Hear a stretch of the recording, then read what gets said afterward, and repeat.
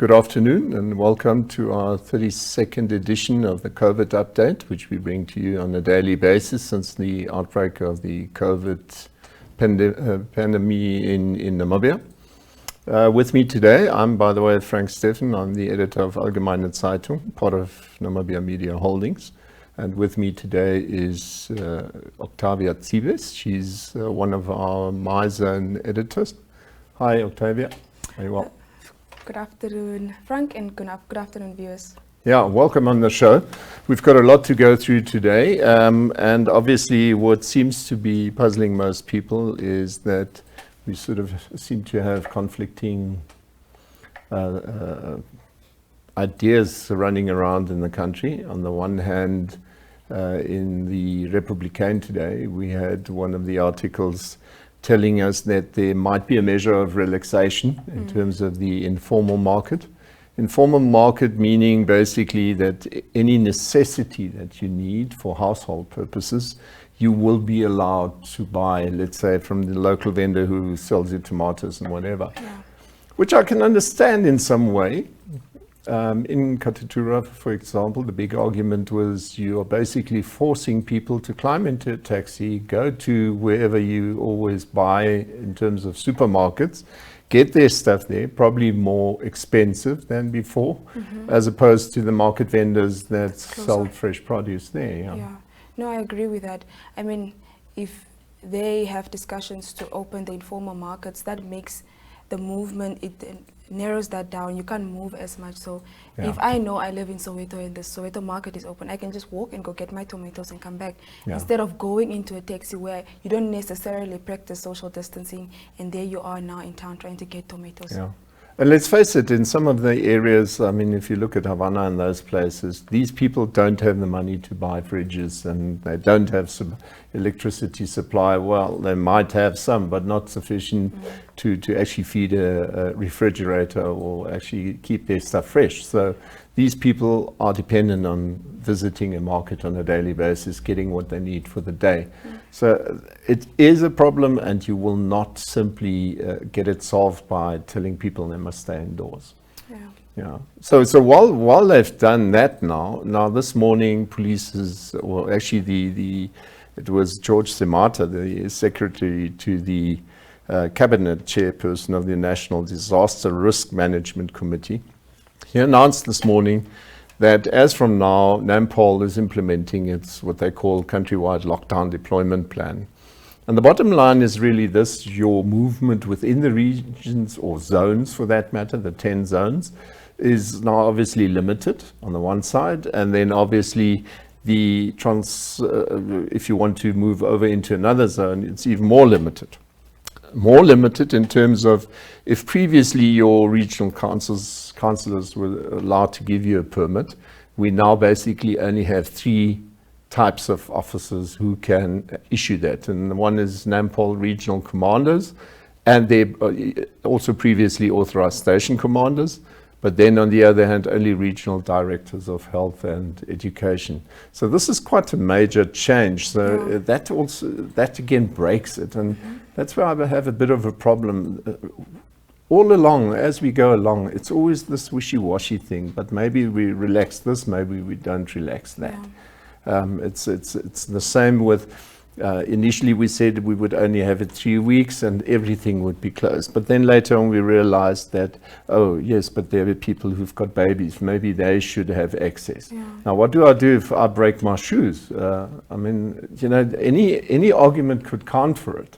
And that's the reason why these controls probably needed to be a bit stricter from day one.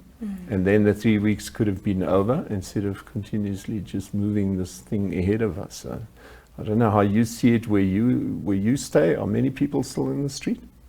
I mean, if I look at it, I stay in an area where it's very quiet, but I still see there's a lot of movement going around. Recently, I went to a police station and people were getting permits to move around. So I don't know, is there a certain criteria that they look at, or will there be a certain criteria now that they will look at knowing that it's a nation lockdown? Yeah, because now technically it should be even less. Many of the people were simply trying to get out of Irongo or Khomas so that they can move around freely again. So this thing is not solved yet. So how fast will I get my permit now? Before it was the station commander, it was easy for me to get my stamp, they sign it and I go and I present it wherever I get to a roadblock. Now how fast will it be knowing that it's narrowed down to only these 3 people? Yeah, and the problem that I have is we seem to bring out these new decisions and instructions, but there's no telephone number added, no contact address. So now people start, moving around again, trying to find out where do I actually go? Because first of all, they go to where they went previously. So yeah, this it's always a problem if these decisions are simply enforced without giving it proper thought, and unfortunately that's what the impression is at this stage.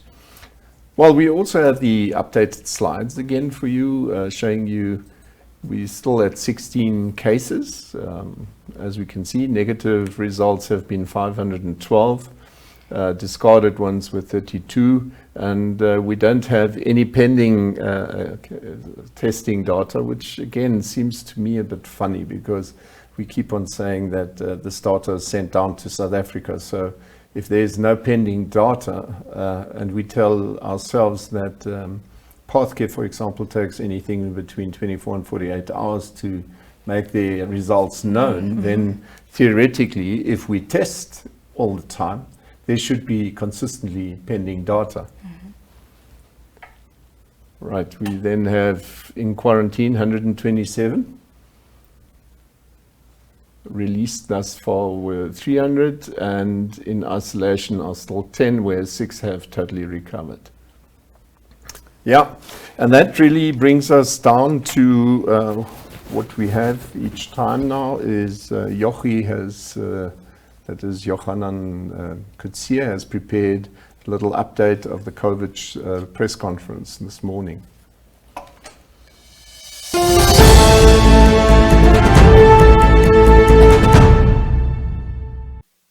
In itself entails the process whereby community, or rather police officers, work closely with the community members, and we have different type of communities. We have homeowners, we have business owners, we have schools, we have churches, so it's a wide range of community clusters.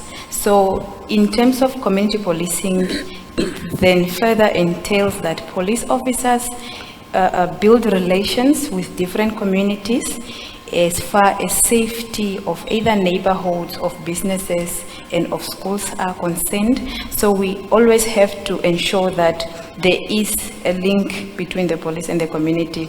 There must always be information that need to be shared, whether it has to be on a specific issue of concern that is happening at that point in time. So in a nutshell, what I can say is community policing really seek to address crime issues. If I have to talk from a policing perspective, it has to address crime issues whereby you identify the underlying causes to a specific crime, and you together with the community, that specific community, then come together to identify what would be the possible solutions to that problem and how can we collectively address that problem. And in itself, that means then gone are the days, like I earlier mentioned, that policing was solely the responsibility of men and women in uniform, but as it stands for now, the modern policing states that it has to be everyone's responsibility. I also earlier stated that at the end of the day, who is affected is the community, by the community, and at the end of the day, they suffer the consequence.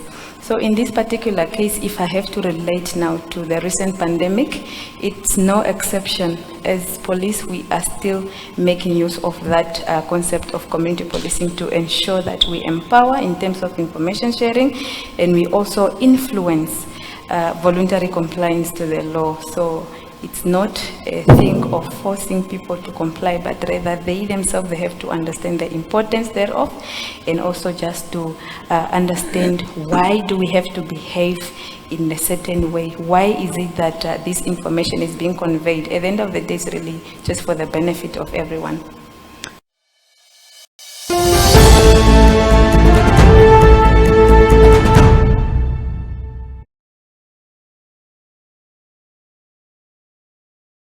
Challenge for police, let's face it.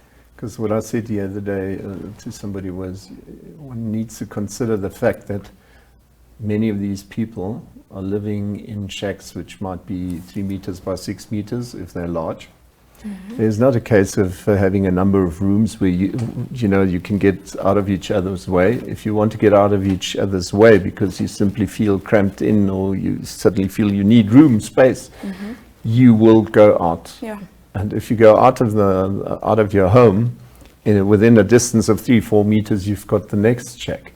So it really is a problem. And I think police have slowly but surely come to realize that it's not simply a case of locking these people up. It's because it's almost like house arrest otherwise. Yeah. Now, one of the things that I also noticed from what she said was that all of these challenges that the community is facing is challenges from the community, and the only way they can solve is if they do it collectively. So one of the challenges that they're facing, be it gender-based violence or whatever, keeping these people within their yards or out of the streets, we need to educate one another. We need to tell them why it's important to stay indoors, be it just in your yard, even though you don't have a big house whereas you can go from the living room to your room, but just to be in the yard and stay out of the streets. So yeah, I think that's educating one another, especially in this time, is very important, and not leaving everything to the police. Yeah. Yeah, like I said, they can't cope with every permutation that you find out there. Yeah. So let's cross over to Neville Andrea, the newly appointed governor for Erongo region.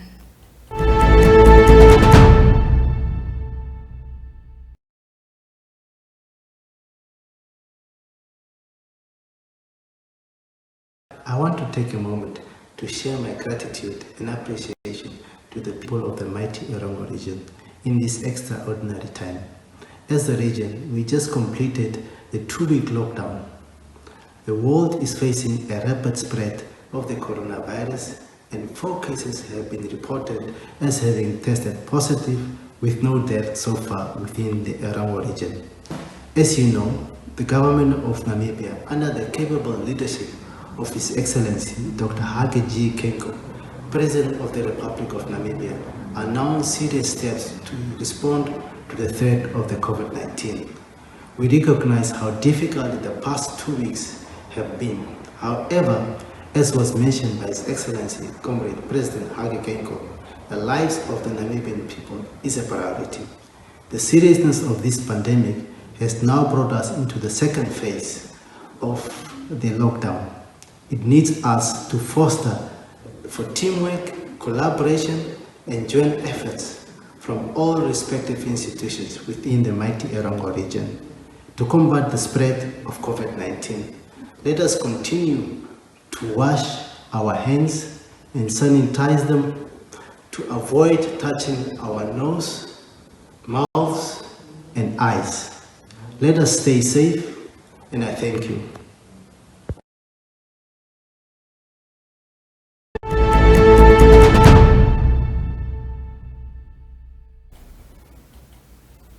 Yeah, we see in each interview and each message that we generally listen to, it's always the same thing: social distancing, keeping clean, etc., etc. Talking of which, we obviously forgot in the beginning to do exactly that. So let's do it.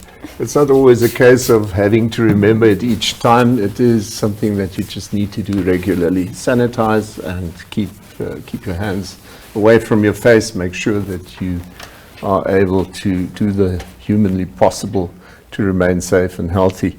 While we were listening to the interview, we got a question from Kobus Koopman, and he wanted to know, will we be forced to take a vaccine once it is available? Number one, how safe is it to take that vaccine? And then he reckoned, we get so many fake news, please advise.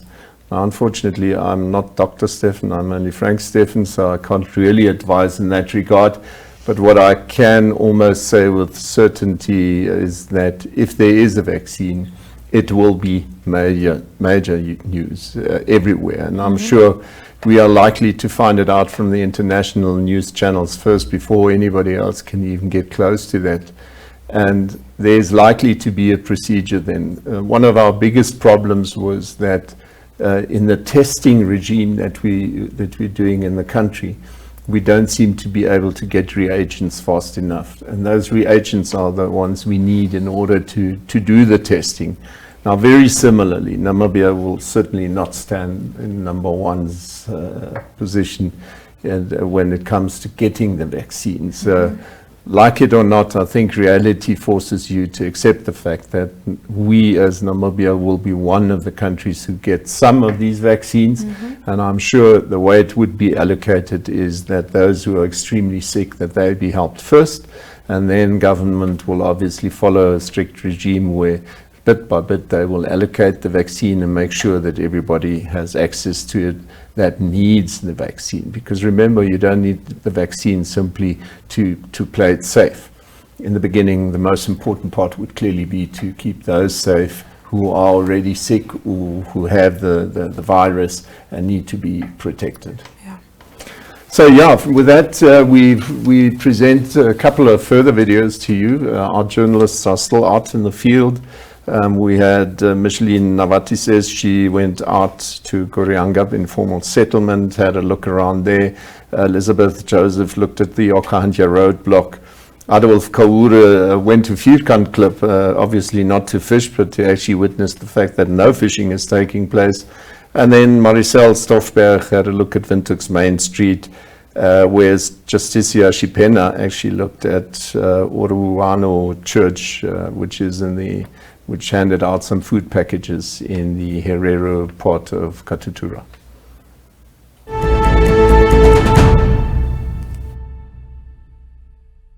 My name is Festus. I did just this bulk to keep me at least a bit long at home, to prevent long queues in the shops, and you know it's more good that you stay at home. Being to the shops regularly, it can also be at high risk that you can contract the virus. So I just did this for me to keep myself at least. Right now we are at the Okahandja roadblock and people are still queuing up. Still trying to make it to screening in time. The officials have let us know that they take 10 cars per time, and as soon as you stop on the stop sign, you are screened just like this, and then you may proceed. You have to fill out a certain form.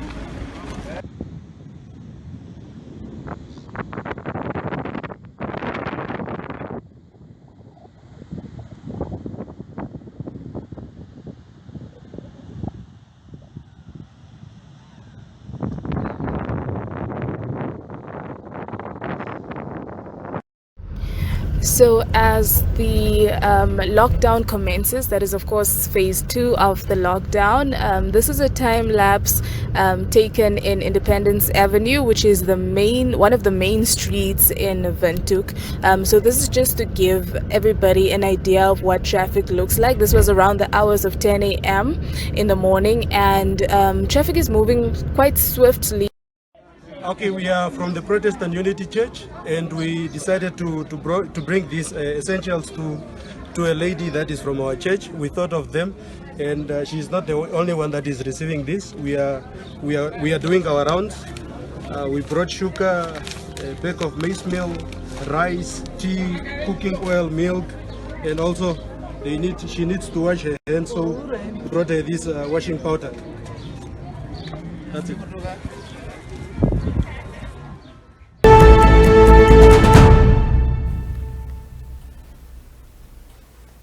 As you can see, our journalists are still in the field trying to get content to inform the rest of Namibia as to what is happening in our regions. One of the things that I've noticed, Frank, from these videos is that people need to understand that they need to practice social distancing. There's a reason why we are being told to practice social distancing. And in one of the videos, we could see that people are on top of each other for no reason.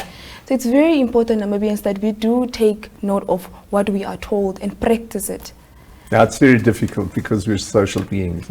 Exactly, and we are always together. We are used to being together, touching one another, high-fiving one another. Now we are told to practice social distancing, but it can be done. With that said, let's just cross over to Eleni Nanjatu. We had a Skype session with him.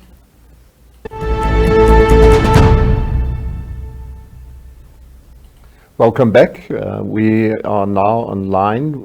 We're going to Skype with Eleni Nanjatu. He is a reporter of Namibia Media Holdings for Namibian Sun, in fact. Hi, Eleni, can you hear me?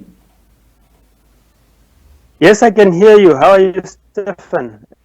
No, I'm fine. Obviously, we've got a weekend past now. It's the first time that these new regulations apply to the whole country. So how did it affect you up there in the north, in Ondangwa, where you're at home?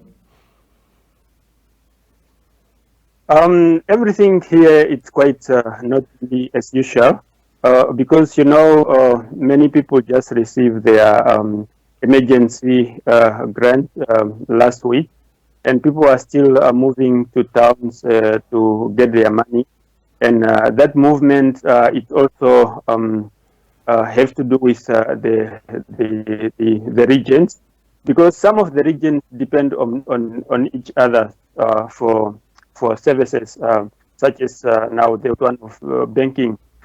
People are still moving from one region to the other in pursuit of services, especially at the urban area. Something that maybe it's quite not maybe as other are doing. It's the increasing of crime rate here, especially in the Oshana region, especially with housebreaking. It's quite on a very high number, because we think many people have, because of lockdown, many people have moved to their village houses away from their town staying. And now thieves are trying to make use of these opportunities to try their luck, getting into houses, business complexes, and business and shops, trying to get anything that maybe they can they think they can survive on. And it's even last week or over the weekend, on Saturday rather, thieves broke into one of a shop in a popular mall at Ongwediva, Oshana Mall, and they get into a cell phone shop, and then they got away with cell phones valuing at 52,000. And it's quite police are finding it difficult also to trace this, because you know, the neighborhoods are quiet. People are not moving. People are not outside. They cannot even trace or get any suspicious move or any suspects in such a way. Over to you, Stefan. Yeah, I think that's a general problem. It's a problem that we see in Windhoek now too. I've spoken to a policeman here a couple of days ago, and he also thinks that crime is on the up. And he especially noted that it's not so much people who are hungry who need to break in. These are proper thieves and burglars who go for high value items. But coming back to your regions, you obviously said now that some of the people need to move within the regions. And typically what you find is that Oshana has got a couple of the bigger towns, so that people need to move in to get to their banks and so on. How does the police regulate that at the roadblocks? Have you got any news on that? The inner regions are not really that busy, apart from roadblocks at the regions demarcations. They are trying to limit the movement of people from region to region. But in town, within the regions, it's very difficult, because you know, some of the towns, let me say like Enana, they are having limited services, such as bank services. You find long queues, and then police, they cannot really do much because you cannot say no, get to the next ATM, for example. They cannot do that because these services are very limited. And so it's very difficult for the police to control that, or even in terms of shopping, or in terms of the shops. Some of the towns, especially the smaller towns, they're having a limited number of shops, or even shopping complexes. People have to be crowded at one shop so that they can get their services. Or elsewhere, all that they are doing, they are just trying to enforce that a limited number of people in a shop at a time, and also enforcing now the issue of social distancing that I did not see happening at the ATMs. At the ATMs, people are just lining up after each other. They are not really applying the social distances. But at the shops, at least they are strictly applying the social distancing. Over to you. I suppose what you now find is that people from Inana are trying to go over to Ilana Fidi or Chicago and try and help themselves out there. Over. Yes, that is what is happening. But people are also now concerned with the transport cost. Now, if you go to Oshikango, for example, somebody is coming from Congo, going to Oshikango, for example, it's quite costly. So it's also one of the things that is limiting people to not to have much of the movement. Mm-hmm. Anyway, thank you very much, Eleni. It's all the time we have for today. Thank you for giving us an update, and stay healthy.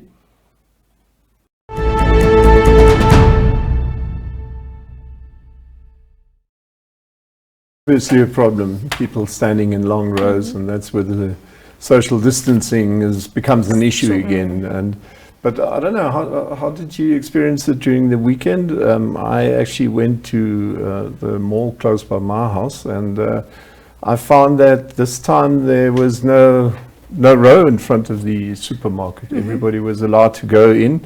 But then the supermarket wasn't particularly full, so it seems as though people are now starting to buy during the week. What I've noticed that actually people in Windhoek actually now understand what social distancing is, especially when it comes to malls and ATMs. So we do keep the one meter distance. Yeah. So, but what we saw in the weekend happening up north was a bit crazy. Yeah, and talking of which, it wasn't particularly well liked when people started realizing that the 60th birthday of SWAPO Party was a big event where everybody seemed to be shaking hands and having a good time. Now, obviously, we're still social people. You can still socialize, but the social distancing protocol was certainly not observed in that case. Yeah. So yeah. So that brings us to another interview which we had. Erwin Leuschner of our offices down at the coast spoke to Annette Kötting. She's the local HAN representative, HAN being the Hospitality Association of Namibia.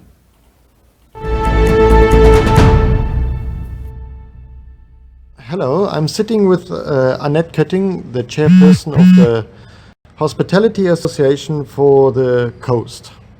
Hello. Hello, Erwin. Annette wants to give us a small update on the tourism sector, especially along the coastline, and especially the impact of the sector felt during the corona crisis. I think, Erwin, if we look, it's the entire tourism industry, and it's not only accommodation that is affected, but if we look at our activity operators, if we look at our restaurants, so I think what you have a look at the sector, it is how vast the sector is that is called tourism that is affected. Accommodation is affected in that all or most of the accommodation establishments, we have zero occupancy. Even now cancellations are seen for August, September, which one thought would be a safe assessment that tourists might return, but cancellations are obviously ongoing because you don't know how long even Europe is going to suffer with the virus. That brings me to my next question. What is a recovery time, or when do you anticipate tourism to start recovering? We hope obviously that a vaccine is found within the shortest period of time, that the most affected areas can get the vaccine, that international tourism could start, and it needs to be direct flights into Hosea Kotako or Namibia direct. SADC tourism, I think us in Africa haven't seen the big impact of the virus yet. So I think regional tourism should still be on hold for a while, but if we can get Booking.com, TripAdvisor bookings, the youth that is going more digital, have their smartphones and do travel with that. It is those that should start tourism hopefully soon again.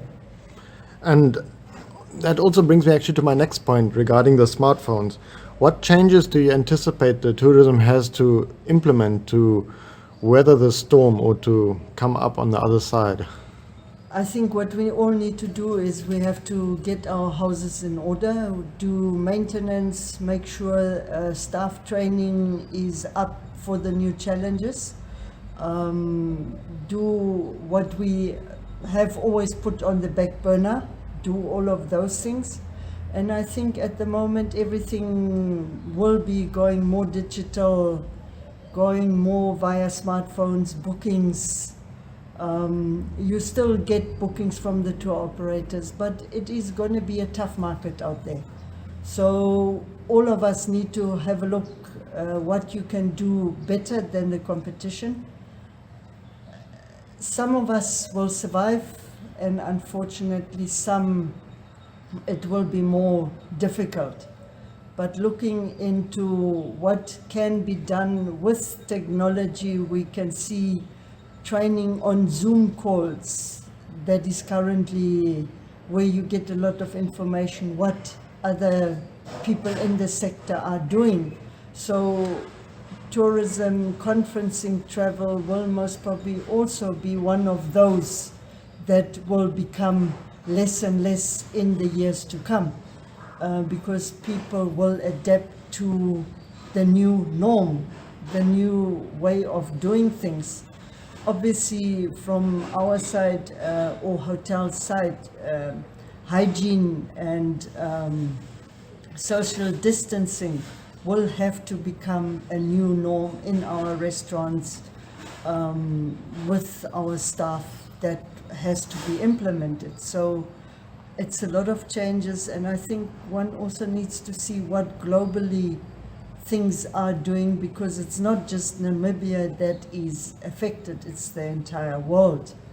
But us in Namibia having so few cases, and hopefully it will stay like that, will then also, like the NTB video clip, we are ready, and then we should be ready and make sure that we give the expert and the nice experiences that tourists can get in Namibia back and hopefully recover our tourism sector.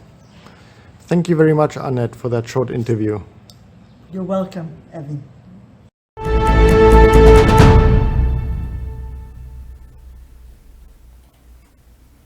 Yeah, it's exactly what she's saying there. It's not Namibia alone that has this problem. And I think a point that we should not forget in the process is once we open up, people will not automatically pile up and say, oh, I couldn't wait to come to Namibia. Exactly, yeah. The problem with tourism is you have to regain that trust. You have to convince them that in our country, this problem was not as serious as, for example, in Germany or England or Italy or wherever you talk of. And it was actually quite interesting that on one of the international news channels this morning, they reckoned that if the English government does not subsidize their tourism sector, 80% of their tourism businesses will fold. Now, I've got a sneaking suspicion that our government needs to make a plan quickly, and I know it's easy to always say government, but unfortunately in this case, all eyes are on government, and government needs to work out a plan very fast, and it needs to be more effective than what we've seen so far. Those people are really in dire straits, really. So we all know that school started today, but the teachers are at school, but the learners are at home. So we know that we have those that need to sit, that are in grade 1 or in preschool, to do their homework, but we have those young ones that we need to entertain. So we have a repeat show on how to keep those young ones happy.